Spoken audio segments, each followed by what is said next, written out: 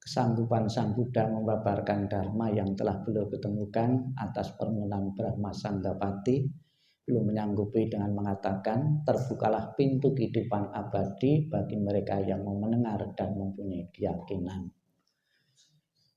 Yang saya hormati Yang Arya Bante Nyanawira Tera, yang saya hormati pemimpin Puja Bakti Bapak Joko, ya, Joko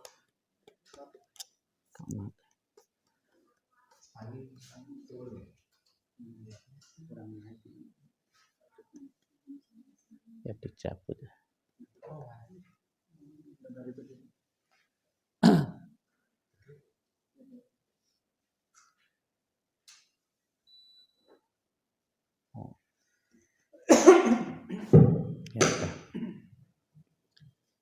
yang saya hormati segenap, yang saya hormati Romo, ya, MPI, ya, Kalsel, yang saya hormati Bapak Ibu saudara sekalian, para upasaka dan upasika, terimalah salam di dalam Dharma, Namo Sang Hyang Adi Budaya, Namo Buddhaya.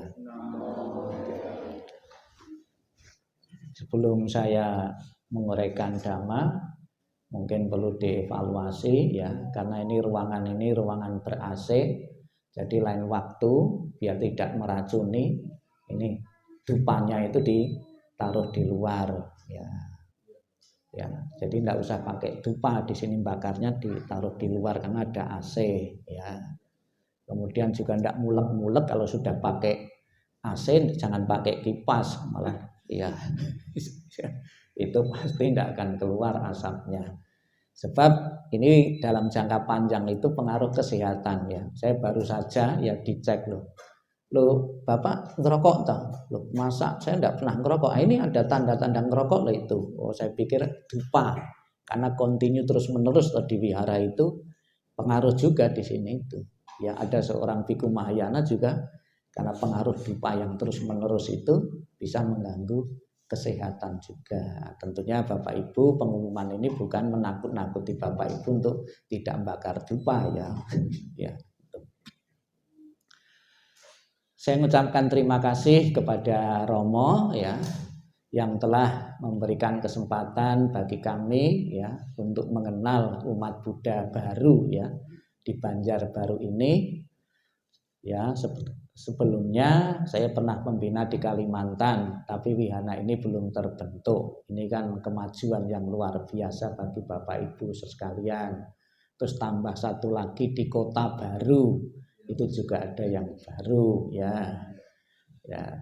Ya, kemudian Romo ini juga dari jauh-jauh datang ke sini, ya.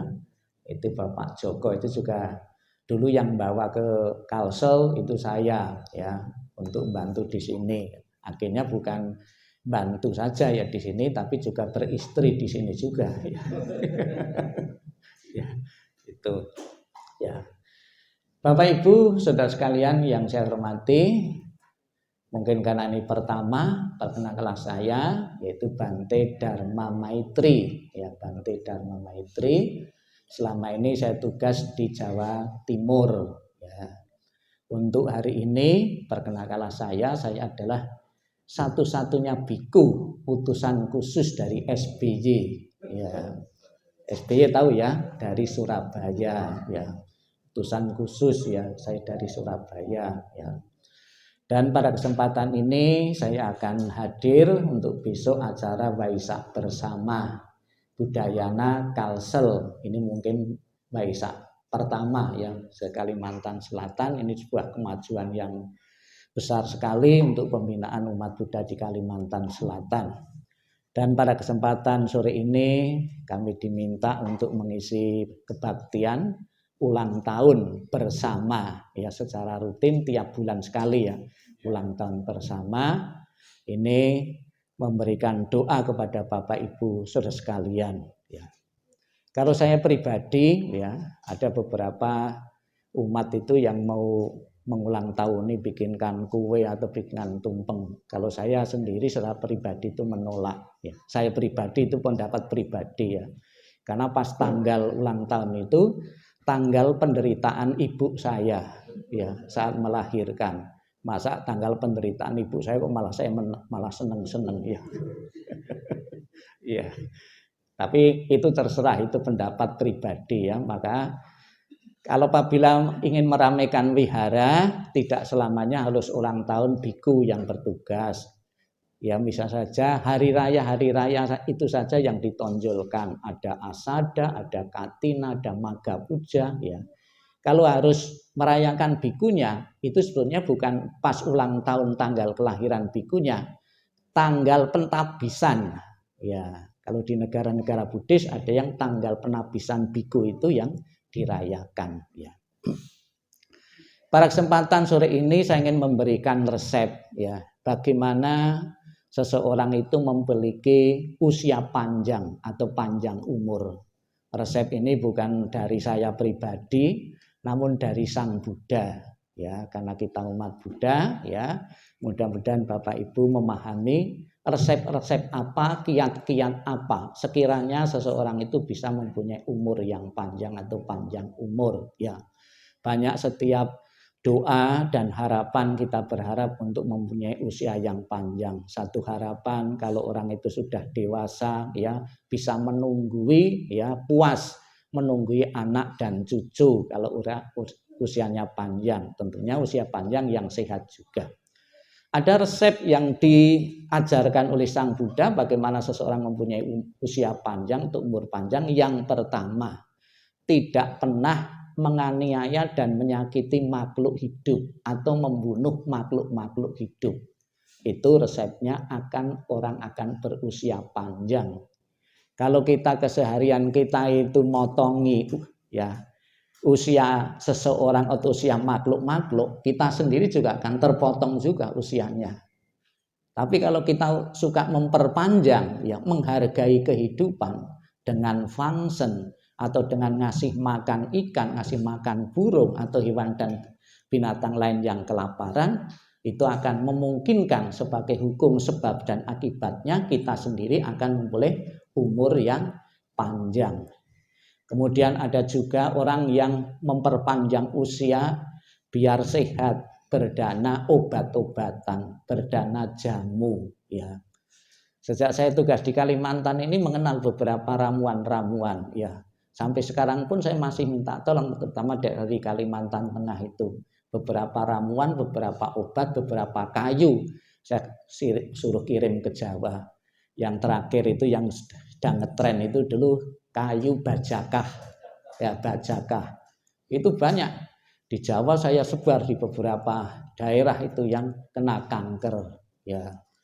Dan kayu kuning juga ada. Yang saya cari-cari sampai sekarang itu belum ada itu ramuan anti miskin, ya, ya, ya. Itu belum ketemu, ya.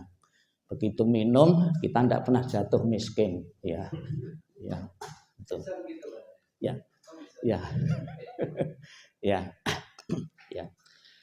Jadi seseorang apabila ingin usianya panjang, ya, itu salah satunya, ya, salah satu kiat dari Sang Buddha menghargai kehidupan, alias seperti function seperti yang dicontohkan oleh umat Buddha. Di sini ada function enggak? Ya, ya ada, ya. Kalau kepengen umur panjang sekali tidak mati-mati, functionlah kura-kura. Ya. Kalau biar masalahnya itu lepas, ya, punya masalah lepas di pengadilan atau di mana-mana, biar lepas function belut. Belut kan licin toh. Nah. Biar lepas. Ya, itu. Kemudian ada lagi function burung, ya. Tapi jangan, ya, jangan function hal-hal yang berbahaya, misalnya ular kobra.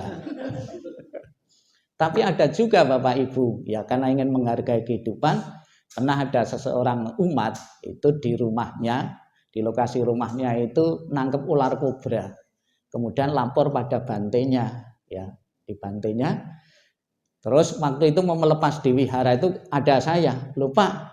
Itu ular kobra kok malah dilepas di wihara banyak anak itu apa enggak bahaya gitu. Enggak, gini, bante saya itu sudah izin sama ketua wihara sini, itu boleh suruh lepas di wihara. Kemudian saya tanya kepala wihara itu, betul saya izini mereka lepas ular kobra di sini.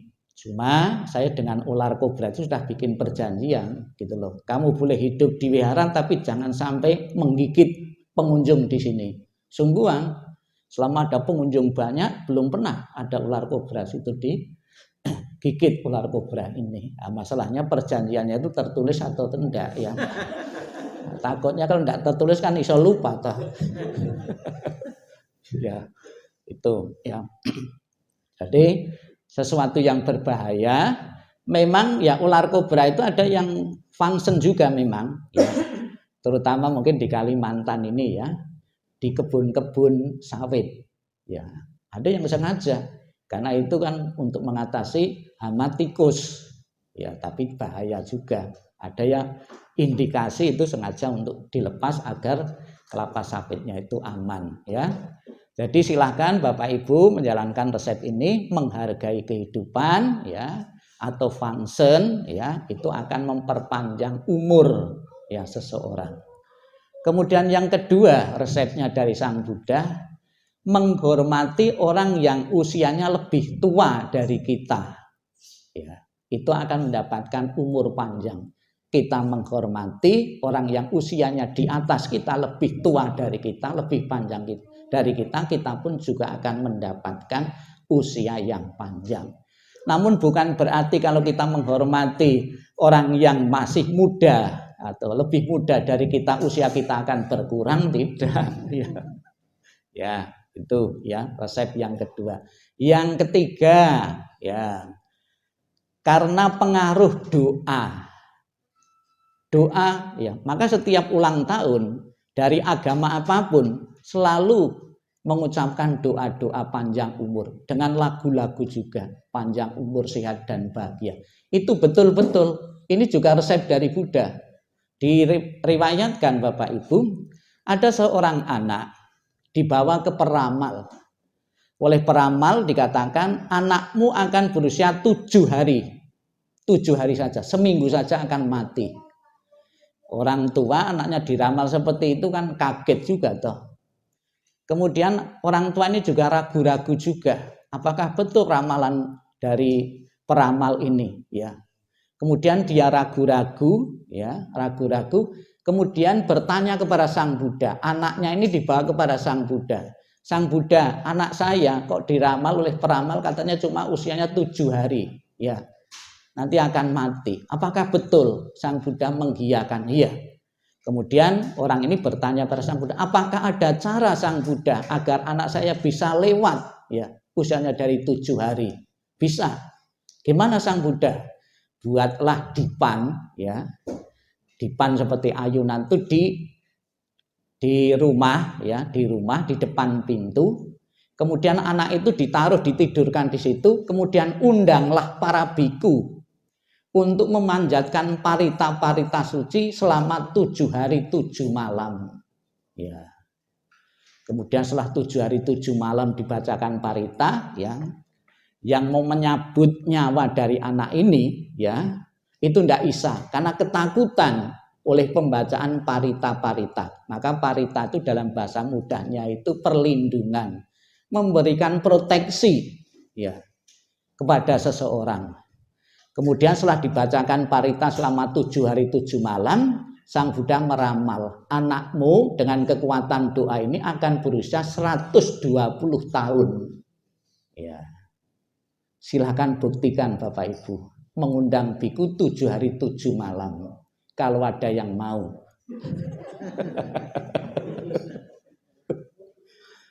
Dulu saya pernah juga diundang di salah satu wihara, ya. Baca doa selama 49 hari, ya. 1 hari 7 kali, ya. Ada pernah gitu.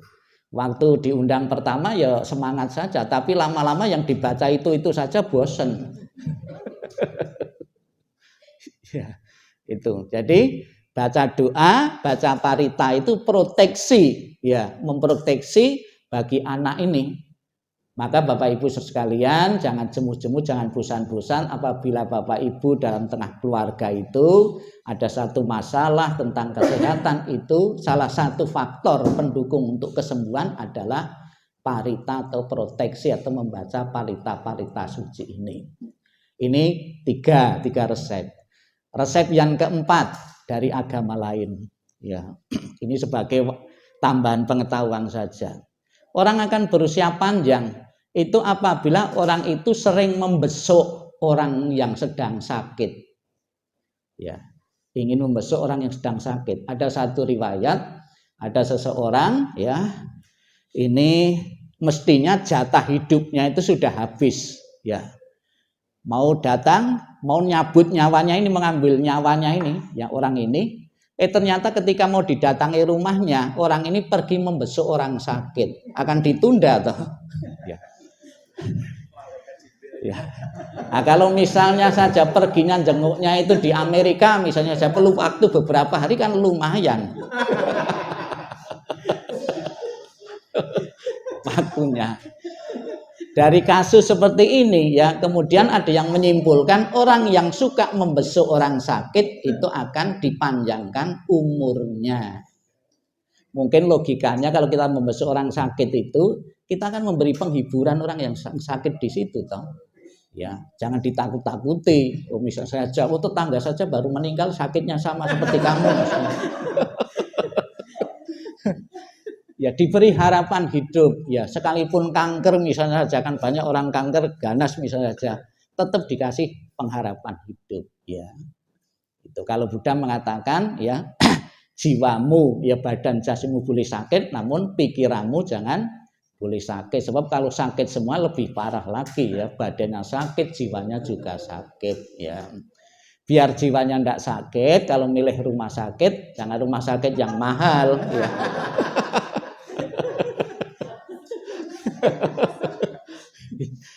Kalau obat ya obatnya yang generik saja.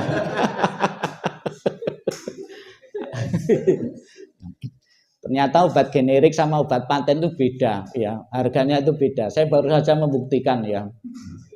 Itu kapan hari saya dikasih resep itu, saya kan ada kencing manis ya, ada kencing manis. Jadi orang Jawa itu kebanyakan orang Jawa ya, itu penyebab kencing manis itu bukan semata-mata karena makan dan minum yang manis-manis ya. Orang Jawa ya khususnya. Ada faktor yang lain ya, orang Jawa kenapa suka sering kencing manis itu terlalu banyak mendengarkan gending dandang gulo.